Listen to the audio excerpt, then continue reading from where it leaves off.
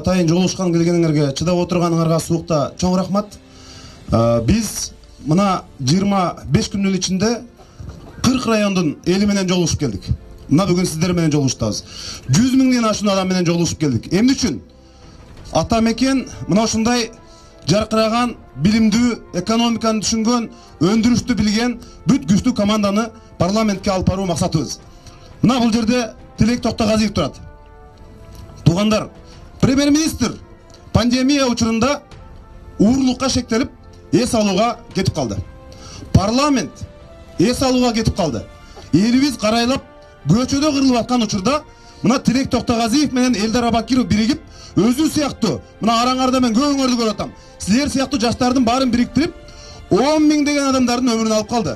Кислороддук станцияларды бүт региондорго орнотушту, колунан келишинче. Мына ушундай балдар парламентке барыш керекпи? Тугандар, же жанагы балык ооз депутаттар 20 жылдан бери жүргөн, керелден кечке бийликке гана кошомат кылып, эли үчүн иштебей, мына ушундай учурда каникулга кетип калгандар. Эми каникул десе, тугандар, бул жердеги депутаттар да ойлобогула. Биз спикерге кат жаздык да. Чогулалы, иштейли, бюджетти карайлы, чет өлкөдөн акчалар келип атат, анын баарын карайлы деп. Бирок болгону мына ушул жерде турган Наталья Никитенко, Эльвира Сурабалдиева, Момбеков, Нурбаев сыяктуу депутаттар колдоду, көпчүлүгү колдогон жок.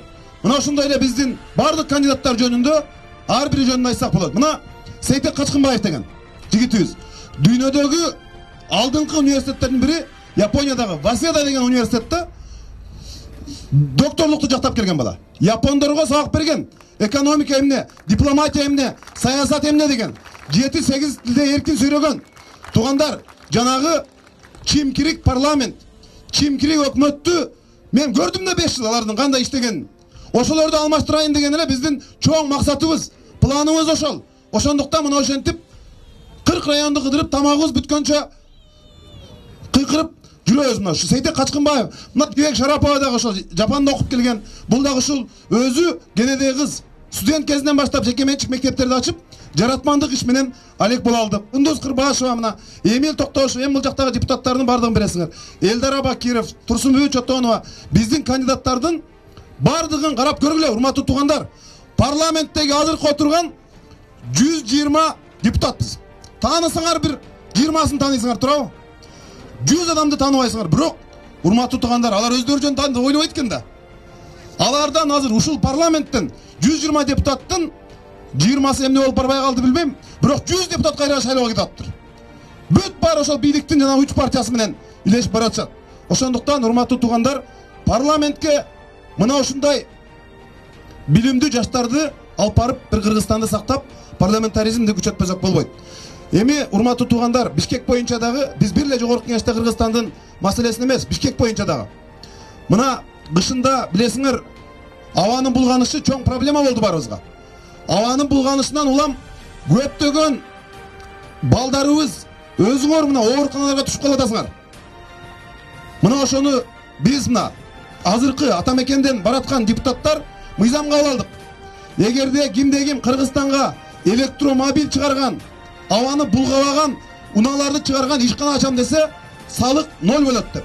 Мына колдоп берди аны. Ошондой эле таза аба деген мыйзам долбоорун киргиздик. Мына тилекке каршы өкмөт колдобой атат, бирок айрым мыйзамдарды ишке ашты. Эми башка депутаттар, жанагы байлардын партиясы менен бараткан депутаттар ойгонгон эмес, абанын булганышы жөнүндө сөз да кылган эмес. Мына биз ошого окшогон мыйзамдарды ишке ашырдык. Бензиндин сапатын К1, К2 сыяктуу сапатсыз бензиндерди колдонууга тыюу салышыбыз керек. Урматтуу тугандар, Бишкек жаштардын шаары болуш керек. Маданий борбор болуш керек. Туристтер келгенде кайда апарышыңды билбейсиң. Мына ошондой курулуш башаламан бүт жерде. Бишкек боюнча мына үйлөрдү куруп аткандар, көп кубаттуу үйлөрдү куруп аткандар. Туурасы ошол эми. 5-6 киши бөлүп алган. Бүт жерлер ошолордуку. Бул жагы дагы, бул жагын карасаңар дагы Бишкектин бүт ушул жерлерин байлардын баары бөлүп алышкан. Ушу сурасаң аныкы мунуку дейт. Урматтуу тугандар, мына ошондой Бишкек шаарыбызга да кызмат кылып турган бир күчтүү команданы алып келдик. Бирок азыр Элдар Абакиров айтып өттү, чынында бизге бул бийликтегилердин корккону, байлардын корккону эле ошол. Эптеп парламентке ата мекен партиясы өтпөш керек деп атат. Анткени ата мекен Түзүлгөн күндөн баштап бардык бийлик бутактарына системдүү оппозиция болуп, аларды уурдатпай, тонотпой келаткан жападан жалгыз системдүү оппозициянын бири. Урматтуу туугандар, парламентке барсак көрдүңөр биз. Кечинде мен бүт барын дебатта, программада айтып бердим. Кантип кыскартабыз? Президенттин, жалгыз президентти кармаш үчүн бюджетте bir жылына 1 миллиард 400 миллион сом акча кетет экен. Кыскартыш керек анын бардыгын. Жогорку кеңеш мына буга чейин баарыбыз айтып келгенбиз. Урматтуу туугандар, сентябрь айында жогорку кеңеш иштеген жок. Бирок биз кат жаздык да, иштебесек, үгүт компаниясында жүрсөк, парламент чогулбаса, эмне үчүн айлык алышыбыз керек? Айлыктан баш тарталы деп, мына Наталья Никитенко, Эльвира Сурабалдиева, Бахадыр Исхакович, Эмиль Токтошев, Нурбаев, Момбек, жанагы эле биздин депутаттар баары баш тартышты. Бирок жанагы миллионерлер, олигархтар баш тарткан жок да мисалы. Жок, биз мамлекеттин айлыгын ала берелдик. Урматтуу туугандар, ошондуктан биз силер менен суукка калып, караңгыда жолугушуп, программаны биз кимдерди алып баратканыбызды, кандай команда болорун тааныштырып аткан чакта, олигархтардын, урлардын, коррупционерлердин партиялары, бийликтин партиясы ар бир подъездди аралап азыр акча таратып жүрөт.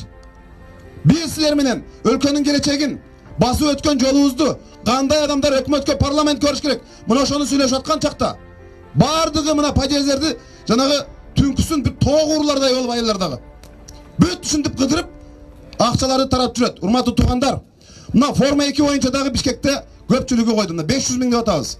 Ошондуктан бир туура чечим кабыл алып, парламенттин бир өңүн, кебетесин өзгөртүп, күчтүү, эч кимден коркпогон, мен кечинде да айттым, парламенттин кебетесин оңдошубуз керек. Президентти, өкмөт башчыны, бардык күч органдарын ордуна коюшубуз керек, конституцияны иштетишибиз керек. Ошондуктан урматтуу бишкектик туугандар, урматтуу мекендештер, жапа турмак киришип, алардын бардыгы мына ушундай ыплас оюндар менен күрөшүп, ата мекенди парламентке жолотпойбуз деп аткан чакта, мына ушул жерде бир 500дөн ашуун адам турасыңар, силер дагы 5 күндүк убактыбыз калды, ар бириңер бизге жардам бергиле. 5ден 10дон кишилерди айтып, ата мекендин жеңишине, парламентке келишине мүмкүнчүлүк бересиздер деп ишенебиз. Биз барабыз. Буларды мен силерге убада берем. Уурлар менен коррупционерлер, олигархтар, контрабандисттер биз мына ушул турган курам парламентке барганда чыгып сүйлөй албай турган кылабыз аларды. Чыгып баш көтөрө турган кылбайбыз. Бүт баары мына адилеттүүлүк, чындык менен иштей турган команда болот. Ошондуктан урматтуу мекендештер, баарыңарга чоң рахмат. Эми бардыгыбыз биригип туруп, айыл апаны айтып, тууган урукту айтып, ата мекен партиясына бир жакшы жардам берип, Бишкек шаарынан абдан чоң натыйжа менен, чоң айырма менен ата мекен партиясы утат деп ишенебиз. Баарыңарга рахмат.